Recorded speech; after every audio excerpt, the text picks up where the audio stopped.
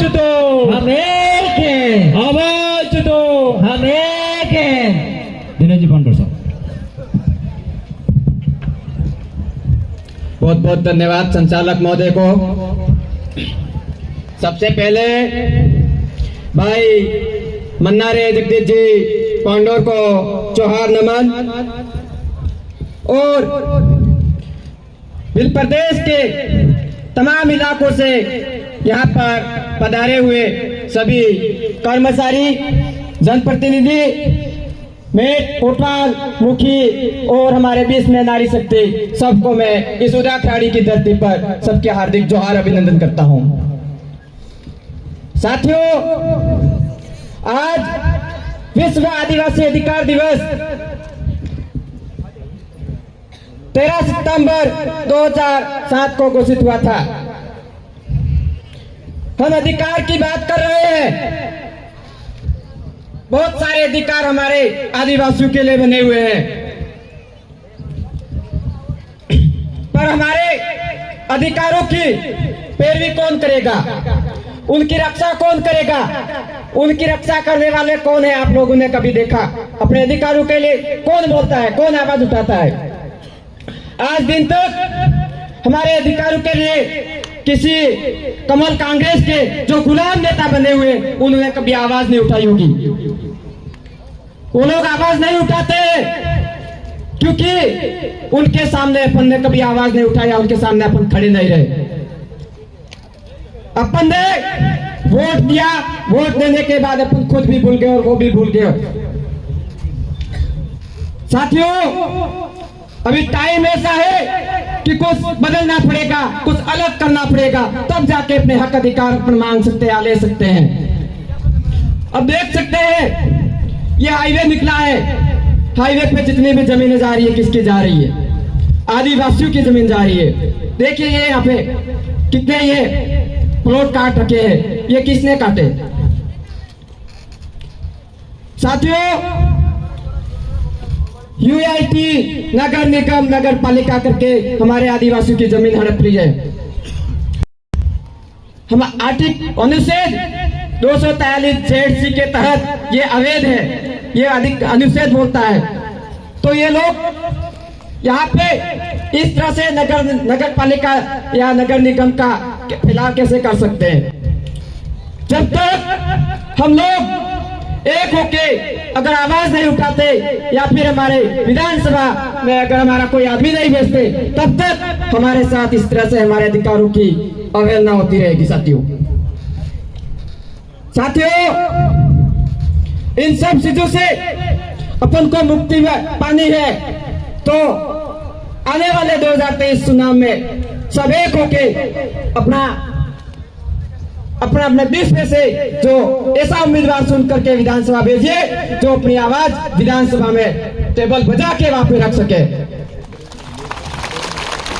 और साथियों, आज से पहले तो अपन दूसरे के घरों में रह रहे थे, अब तो बाप भी आ गया है, बाप की एंट्री हो गई है। साथियों, दिल्ली में उसकी गूंज है, और यहाँ पे अपने कमल कांग्रेस के जितने नेता हैं उनकी नींद नहीं आ रही रात को, ऐसी हालत हो गई।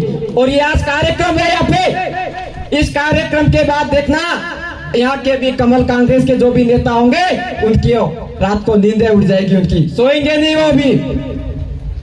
ये आदिवासी परिवार का जनजागरण है, और आदिवासी परिवार ने इतना जनजागरण किया है, उसमें हमारे बीच में माननीय आदिवासी शेर के नाम से जाने वाले रोहत कांति भाई आदिवासी है, और माननीय भंवरलाल जी परमार ने इतना इस क्षेत्र में इतना काम किया, इतना अपने गरीब आदिवासियों को जगाने का काम किया, जो ये आज इतना बड़ा कारवा सामने आया है। साथियों, हम लोग अकेले नहीं है, पूरा भी प्रदेश हमारे साथ में है, और अब ये ऐसी एकता बन गई है जो झुकने वाले नहीं है किसी भी सूरत में। आज हमारे साथ अत्याचार, शोषण होते हैं, हमारे कोई आवाज नहीं उठाता हमारे लिए, क्योंकि वो लोग गुलाम है, उनके गुलाम में रहते हैं वो लोग, इसलिए वो लोग आवाज नहीं उठाते। इसलिए साथियों, टाइम है अभी, ये अंतिम पीढ़ी की अंतिम लड़ाई है समझ के फिर अपन को लड़ाई लड़नी है। साथियों, साथियों, मैं आज यहाँ पे बोल रहा हूँ, वो मेरे भैया की देन है जिन्होंने दिन रात अपने समाज में जन जागरण किया और हमारे घर पे भी आके हमें सिखाते थे हमारे समाज के साथ इतना शोषण अत्याचार होता है, उससे हम किस तरह से काम करेंगे। वो दिन रात फील्ड में जाते थे, काम करते थे, रात को कब आते 2-3 दिन तक घर पे नहीं आते थे। वो ये हादसा हुआ, उससे भी 4-5-3 दिन से वो घर पे नहीं आए थे। ये हादसा हुआ तो 2 कार्यक्रम थे उनके, कार्यक्रम करके सुबह मॉर्निंग में 1-आधे घंटे के लिए उस दिन घर पे आए थे। घर पे आए, घर पे आके सीधे निकल गए थे। 2-3 दिन से मम्मी और पापा का मिलना भी नहीं हुआ था उनसे।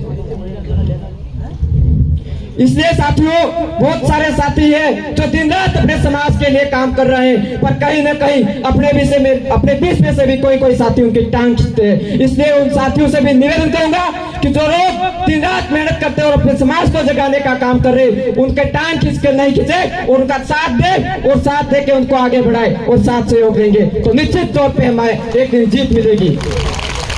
यहाँ की टीम, अमित भाई और उनकी पूरी गिरवा की टीम दिन रात मेहनत करके इतना जन जागरण कर रही है। तो यहाँ के स्थानीय जो लोग हैं गिरवा के, उनसे भी निवेदन करेंगे हम कि आप अमित भाई और उनकी टीम के साथ कंधे से कंधा मिला करके साथ में रहोगे तो कभी किसी भी प्रकार की अत्याचार शोषण नहीं होगा। ये हम आपसे वादा करते हैं। हम प्रासिया से आपके बीच में आए हैं क्योंकि हमें लगता है कि कहीं ना कहीं हमारे समाज के साथ शोषण अत्याचार हो रहा है। इसलिए साथियों, अभी टाइम है, वक्त है, समझ जाइए और आने वाले टाइम में बहुत कुछ करना है। ये तो शुरुआत है अभी। इसलिए आप सभी साथियों से यही उम्मीद करता हूं कि आप आदिवासी परिवार के जो जन जागरण है उसमें साथ सहयोग दोगे, साथ सहयोग देके एक अच्छा अपना जो सपना है बिल प्रदेश का, उस सपने को भी एक दिन पूरा करेंगे। ये आपसे वादा करते हैं हम। इसी के साथ ही संचालक महोदय ने यहाँ पे बोलने का मौका दिया, इसलिए बहुत बहुत धन्यवाद। जय जोहर, जय आदिवासी, जय वीर प्रदेश।